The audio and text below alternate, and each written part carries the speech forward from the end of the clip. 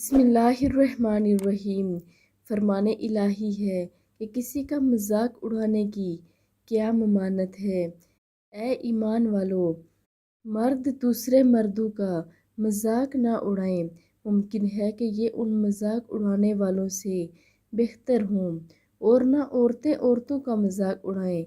ممکن ہے کہ یہ ان مذاق اڑانے والی عورتوں سے بہتر ہوں، اور آپس میں ایک دوسرے کو عیب نہ لگاؤ اور نہ کسی کو برے لقب دو۔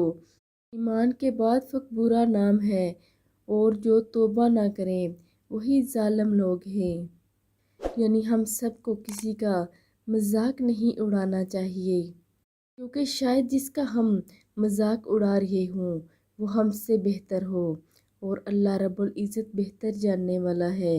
اور جو لوگ توبہ نہیں کرتے وہی ظالم لوگ ہیں۔